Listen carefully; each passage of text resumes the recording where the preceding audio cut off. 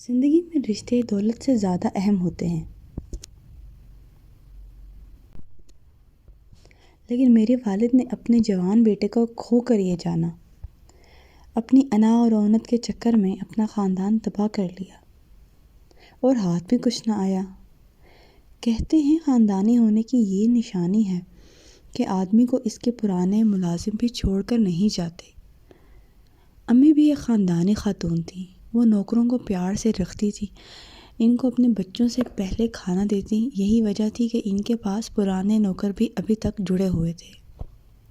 ہم بچوں پر امی کی تربیت کا بہت اثر تھا۔ ہم 4 بہن بھائی تھے، سب ہی سلجھو، امن پسند اور باادب تھے۔ ہماری ماں نے یہ سکھایا تھا کہ کبھی غریبوں کو اپنے سے کم تر سمجھنا اور نہ ہی غریب رشتہ داروں کو حقارت کی نظر سے دیکھنا۔ لیکن والد صاحب امی سے بہت مختلف سوچ رکھتے تھے اور وہ ایک اعلیٰ افسر تھے۔ ہمارے ایک ہی چچا تھے، بدقسمتی سے وہ تعلیم حاصل نہ کر سکے، اس لیے کریانے کی دکان کھول لی کہ روزی روٹی ہر حال میں کرنا ہی ہوتی ہے۔ یوں ہمارے اور ان کے درمیان طبقاتی فرق پیدا ہو گیا۔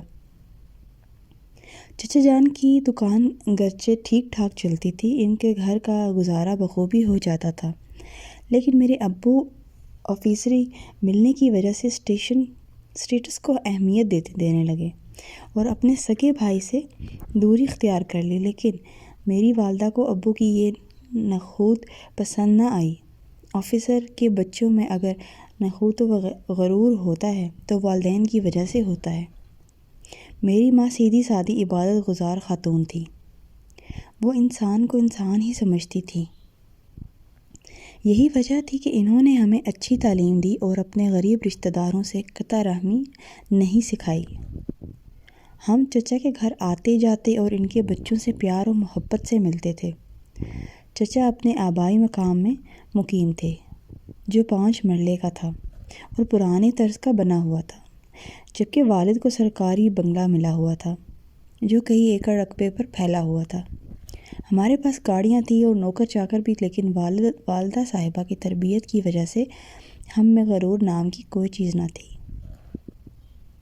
میرے سب سے بڑے بھائی محسن ہم سب سے زیادہ خوبصورت، ذہین اور فطین تھے، مگر صاف کو نڈر اور منہ پھٹ تھے، تبھی ان کے اکثر لوگوں سے نہیں بنتی تھی۔ جہاں بیٹھے ہوتے سب سے الگ تھلگ نظر آتے۔ پڑھائی میں وہ تیز تھے، کلاس میں اول آتے تھے۔ ان کو سب سے زیادہ چچا جان کے گھرانے سے شغف تھا۔ فارغ وقت میں وہاں چلے جاتے اور زیادہ تر چچا کے بچوں کے ساتھ وقت گزارنا پسند کرتے۔ میرے والد کو اپنے افسر ہونے کا کچھ زیادہ ہی احساس تھا، وہ اپنے بھائی کو کم تر سمجھتے تھے۔ وہ ہمارا چچا کے گھر آنا جانا اور ان کے بچوں کے ساتھ ملنا جلنا قطعی پسند نہ کرتے، بلکہ ہمیں بھی منع کرتے۔ ابو نہ کسی کو اپنے حلقے میں یہ بتاتے کہ میرے بھائی کی کریانے کی دکان ہے یا یہ کہ میرا کوئی بھائی بھی ہے۔ وہ اپنے دوستوں سے بھائی اور بھتیجوں کا تعارف کروانا اپنی توہین خیال کرتے تھے۔ اگر ان کو پتہ چل جاتا کہ محسن چچا کے گھر گیا تھا تو سخت خفا ہوتے، کہتے کہ ان لوگوں کے ساتھ میل جول سے کبھی بھی تم لوگوں کے رشتے اچھے گھرانوں میں نہیں ہو سکتے، جبکہ میں تم لوگوں کے رشتے خاندان سے باہر اعلیٰ افسروں کے گھرانوں میں کرنا چاہتا ہوں۔ تم لوگ یہ بات کیوں نہیں سمجھتے کہ اعلیٰ گھرانوں کے لوگ رشتے ناطے کرنے سے پہلے چھان پھٹک بھی کرتے ہیں کہ جن لوگوں سے رشتہ جوڑ رہے ہیں ان کا خاندانی پس منظر کیا ہے۔ وہ اپنے چھوٹے بھائی کے بارے میں کہتے تھے کہ کاش یہ بھی پڑھ لکھ کر افسر بن جاتا تو میری لوگوں کے سامنے ایسی سبکی نہ ہوتی۔ گویا ابو جان کی نظر میں دیگر پیشوں کی کوئی حرمت نہ تھی، وہ تو بس آفیسر ہونے کا ہی سب کچھ سمجھتے تھے۔ ابو کی نخوت کے سبب چچا ہمارے گھر نہیں آتے تھے اور نہ ان کے بچے ہمارے گھر آنا پسند کرتے تھے۔ ظاہر ہے جب سگا تایا ہی منہ نہ لگائے تو کیوں کر ان کا دل کرتا آنے کو۔ البتہ جب امی اور ہم لوگ ان کے گھر جاتے ہماری بہت آؤ بھگت کرتے اور بہت اتفاق سے ملتے تھے۔ امی نے ان لوگوں سے اپنے طور پر ناطہ رکھا ہوا تھا، ان کی خوشی غمی میں از خود شریک ہوتی تھی، لیکن محض ابو جان کی خفگی کی خوف سے کھلم کھلا ان سے نہیں ملتی تھی۔ یوں ہمارے خاندان میں عجیب سے احساسات رواں پا گئے۔ ہم اپنے غریب رشتہ داروں سے ملتے تھے، ان سے پیار بھی کرتے تھے اور اس بات کو سب سے چھپاتے بھی تھے۔ اپنے باپ کے اس طرز سے ہم خوش نہ تھے۔ بس چلتا تو ان کی سوچ ہی بدل دیتے۔ وقت گزرتا رہا، یہاں تک کہ ہم بڑی کلاسز میں پہنچ گئے۔ حسن بھائی نے MBA کر لیا تو ان کو ملک سے باہر جانے کی سوچی۔ ابو چاہتے تھے کہ وہ کسی اعلیٰ افسر کی بیٹی سے شادی کر لے اور اس کے ذریعے باہر نکل جائے۔ اس کے لیے انہوں نے کافی تگ و دو کی۔ والد صاحب اعلیٰ افسران کی مع فیملی دعوتیں کرتے۔ یہ ایسے افسر تھے جو اپنے بچوں کے لیے ہونہار نوجوانوں کی تلاش میں تھے اور اپنے ہونے والے داماد کو بیرون ملک بھجوانے کی استطاعت بھی رکھتے تھے۔ لیکن محسن بھائی کو والد کے یہ منصوبے پسند نہ تھے۔ وہ کہتے تھے کہ میں کسی کے دباؤ میں رہ کر خوشی کی زندگی نہیں گزار سکتا، سو اپنی کوشش سے جاؤں گا۔ اور اپنی کوشش سے جانے کا مطلب تھا کہ بندے کے پاس بہت سا مال و دولت ہو۔ ابو جان نے محسن بھائی کو بڑے گھرانے میں رشتے کے لیے راضی کرنا چاہا، مگر ان کو وہ لڑکیاں پسند نہیں آئی جو ابو نے ان کے لیے پسند کی تھیں۔ ان دونوں لڑکیوں کے باپ اس قدر صاحب حیثیت سے تھے کہ وہ محسن کو اپنے خرچے پر یا حکومتی ذرائع سے بیرون ملک اعلیٰ تعلیم دلوا سکتے تھے، بزنس کرا سکتے تھے اور دولت مند بنا سکتے تھے۔ میرے والد کو بیٹے کی رویے کا بڑا دکھ تھا۔ محسن بھائی والد کی سوداگرانہ باتوں کو نہ صرف یہ کہ سمجھتے نہیں تھے بلکہ سرے سے اہمیت ہی نہیں دیتے تھے۔ اس کے برعکس وہ چچا جان کے گھر دوڑے دوڑے جاتے۔ دراصل شروع سے ہی بھائی چچا زاد عتیقہ کو پسند کرتے تھے اور اس کے ساتھ شادی کے آرزومند تھے۔ اس بات کا تذکرہ انہوں نے مجھ سے اور امی سے بھی کیا، مگر ہم لوگ عقیقہ کو چاہتے ہوئے بھی ابو کے خوف سے دم ساتھتے تھے۔ محسن بھائی نے بتلا دیا کہ شادی کروں گا تو عتیقہ سے، ورنہ کسی سے نہ کروں گا۔ یہ بات آپ میری سن لیں۔ بہت کوششوں سے وہ اپنے بلبوتے پر بیرون ملک جانے میں کامیاب ہو گئے۔ جاتے ہوئے مجھے تاکید کر گئے کہ عتیقہ کی خبر رکھنا، ایسا نہ ہو میرے پیچھے اس کی کسی اور سے شادی ہو جائے۔ حالات مجھ کو لکھتی رہنا، اگر اس کے رشتے کی سن پاؤ تو فوراً خبر کرنا، میں فوراً پہنچ جاؤں گا۔ 3 برس بعد وہ بیرون ملک سے وطن واپس آ گئے۔ ان دنوں عتیقہ فائنل ایئر میں تھی اور ابھی تک اس کے رشتے کی کہیں بات طے نہیں ہوئی تھی۔ محسن بھائی نے جب ہر طرح سے اطمینان کر لیا تو دوبارہ بیرون ملک جانے کی سوچنے لگے۔ اس بار امی اور میں نے بہت منع کیا، لیکن انہوں نے یہی کہا ایک بار اور میرا جانا ضروری ہے، اگلی بار آؤں گا تو عتیقہ سے شادی کر لوں گا۔ چچا جان اور چچی سے کہہ دینا کہ اگر انہوں نے بیٹی کا رشتہ کہیں اور کیا تو میں گھر کی اینٹ سے اینٹ بجا دوں گا، اور آپ لوگ ہماری شادی کی تیاری رکھنا۔ گھر والوں نے اس کی کسی بات کو سنجیدگی سے نہ لیا، کیونکہ ہم سب ہی کو ابو کے اشاروں کے غلام تھے۔ چچا بھی ان کا مزاج جانتے تھے۔ میں نے ان کو محسن بھائی کا پیغام پہنچا دیا۔ وہ سن کر خاموش ہی رہے۔ چچا جان، محسن ہی نہیں، میں بھی یہی چاہتی ہوں کہ عتیقہ میری بھابھی بنے۔ میں نے کہا تھا بیٹی، تمہارے چاہنے سے کیا ہوتا ہے، اصل بات تو تمہارے ابو کی ہے، اور تمہارے ابو بڑے افسر آدمی ہیں۔ رہی محسن کی چاہنے کی بات تو یہ وقت جوش ہے۔ اس عمر میں سبھی نوجوان ایسا سوچتے ہیں۔ تب تم اپنے والد کو کہو اگر وہ عتیقہ کو بہو بنانا چاہتے ہیں تو مجھ سے بات کریں، مجھے کوئی اعتراض نہ ہوگا۔ ابو سے کلام کرنے کی مجھ میں جرأت نہ تھی۔ میں نے امی کو راضی کیا کہ ابو سے بات کریں۔ تب ہم دونوں نے مل کر ان سے بات کی، لیکن انہوں نے کوئی توجہ نہ دی۔ محسن بھائی کینیڈا میں تھے، انہوں نے مجھ سے رابطہ رکھا ہوا تھا۔ وہ مجھ سے عتیقہ کے بارے میں پوچھتے رہتے تھے۔ بے شک محسن بھائی نے عتیقہ سے بھی زبانی اظہار محبت نہ کیا تھا، لیکن دونوں کے دلوں میں ایک دوسرے کے لیے زبردست چاہت تھی۔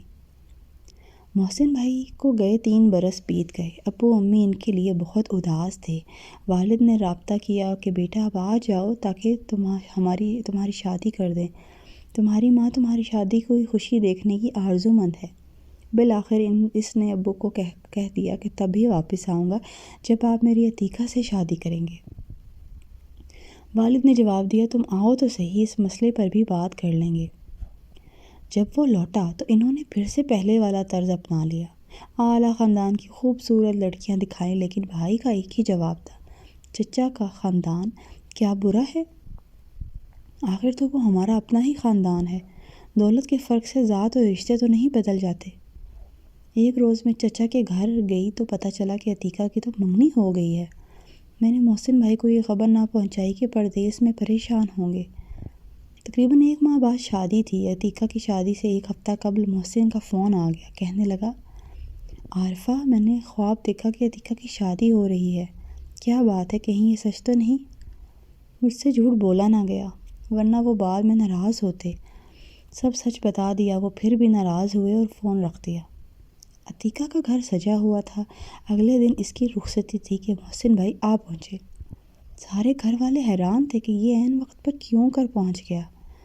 خدا خیر کرے، کہیں رنگ میں بھنگ ہی نہ ڈال دے، کیونکہ اس کے مزاج کو سبھی جانتے تھے۔ جو بات کرنی ہوتی ڈنکے کی چوٹ پر کر گزرتا تھا۔ محسن بھائی کے تیور دیکھ کر میں ڈر گئی، دعا مانگنے لگی کہ خدا خیر کرے، دیکھیں کیا ہوتا ہے۔ گھر پہنچنے کی تھوڑی دیر بعد وہ نہا دھو کر لباس تبدیل کر کے گاڑی میں چچا جان کے گھر چلا گیا۔ عتیقہ کے گھر بارات کا انتظار ہو رہا تھا اور وہ دلہن بنی بیٹھی تھی۔ چچا جان محسن کو دیکھ کر گھبرا گئے، لیکن وہ اس وقت بالکل نارمل لگ رہا تھا، نہ اس نے گھبراہٹ ظاہر کی۔ اس نے چچا کی گلی میں گاڑی پارک کر دی اور فل آواز میں ٹیپ چلا دیا۔ چچا جان نے ابو کو فون کیا، تبھی امی دوڑی ہوئی گئیں اور کسی طرح بیٹے کو سمجھا کر گھر لے آئیں۔ یہ کہہ کر کہ تمہارے والد سے بات کرتی ہوں، ابھی تو عتیقہ کا نکاح باقی ہے، تم خاطر جمع رکھو، ہم کچھ نہ کچھ کرتے ہیں۔ ابو بظاہر نکاح رکوانے گئے تھے، انہوں نے وہاں کچھ نہ کیا، الٹا گواہ بن کر آ گئے۔ تھوڑی دیر محسن نے انتظار کیا کہ ابو اچھی خبر لاتے ہیں۔ جب کچھ خبر نہ آئی تو وہ پھر اٹھ کر چچا کے گھر چل دیے۔ وہاں تو رخصتی تیار تھی، دلہا دلہن اسٹیج پر بیٹھے تھے۔ محسن بھائی اسٹیج پر چڑھ گئے، جتنی رقم جیب میں تھی سب دلہے کو بطور سلامی دے دی اور بولے کہ کاش کچھ اور ہوتا تو وہ بھی دے دیتا۔ پھر انہوں نے گاڑی کی چابی بھی اس کو دے دی اور عتیقہ سے کہنے لگے کہ میں نے آج تک اپنی چاہت کا اظہار تم سے نہیں کیا تھا، بس بزرگوں کی منتیں کرتا رہا، لیکن آج بھری برادری کے سامنے کہتا ہوں کہ میں نے زندگی میں تمہارے سوا کسی کو نہیں چاہا، لہٰذا اب میں تم کو اس شخص کے ساتھ جانے نہیں دوں گا، اس کو طلاق دینی ہوگی اور تم کو میرا ہونا ہوگا۔ یہ کیا اول فل بک رہے ہو؟ شاید پھر نشہ کر لیا ہے۔ چچا اور قریبی رشتہ داروں نے محسن بھائی کو قابو کیا، پھر حالات کی نزاکت کو دیکھتے ہوئے وہ سب یک زبان ہو کر کہنے لگے، یہ ہمارا کزن نشہ کرتا ہے، اسی لیے اس کی دماغی حالت ٹھیک نہیں، اس کا ذہنی توازن خراب ہے، عقل زائل ہو گئی ہے، یہ نیم پاگل ہے، اس کو ابھی ہسپتال لے جاتے ہیں، یہ مینٹل ہاسپٹل سے بھاگ کر آیا ہے۔ یہ ہر دفعہ جہاں بھی عزیزوں کے ہاں شادی ہو رہی ہوتی ہے ایسے ہی اول فول بکنے لگتا ہے۔ اس کے ساتھ ہی ان لوگوں نے پکڑ دھکڑ کر کے محسن کو قابو میں کیا اور اٹھا کر ایک کمرے میں لے گئے۔ کمرے کے باہر سے بند کر دیا اور اس کے چیخنے چلانے کی بھی پرواہ نہ کی گئی۔ بیچاری عتیقہ حیران و پریشان رونے لگی۔ اس نے کچھ کہنا چاہا تو اس کی ماں نے اس کے منہ پر ہاتھ رکھ دیا۔ فوراً ہی رخصتی کر دی گئی، اس سے پہلے کہ دلہا والے معاملے کو سمجھ جاتے۔ ان کو دلہن کے ہر قریبی عزیز اس نے یہی سمجھایا کہ محسن ان کے خاندان کا ایک پاگل لڑکا ہے، اگر ذہنی طور پر درست ہوتا تو بھی اس طرح کی حرکت نہ کرتا۔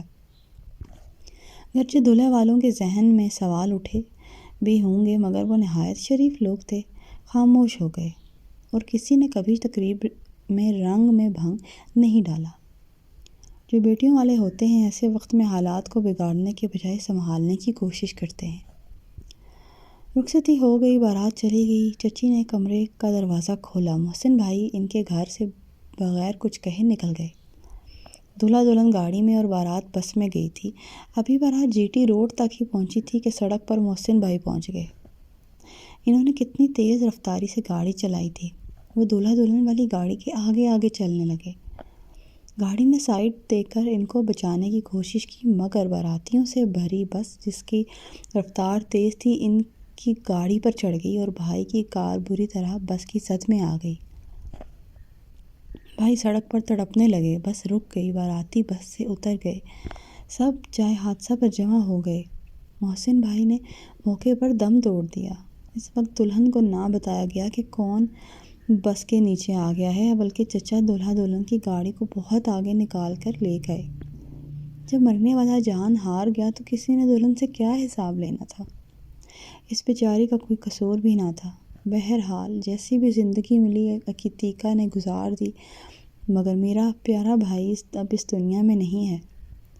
جنوں عشق نے اس سے جان کی قربانی لے لی۔ کاش میرا بھائی ہوش سے کام لیتا اور ایسا انتہائی قدم نہ اٹھاتا۔ ماں باپ بچوں کی مرضی کو اہمیت دیں تو ایسے بہت سے واقعات رک سکتے ہیں، لیکن بڑوں کی ہٹ دھرمی نقصان کی بھرپائی نہیں کر سکتی۔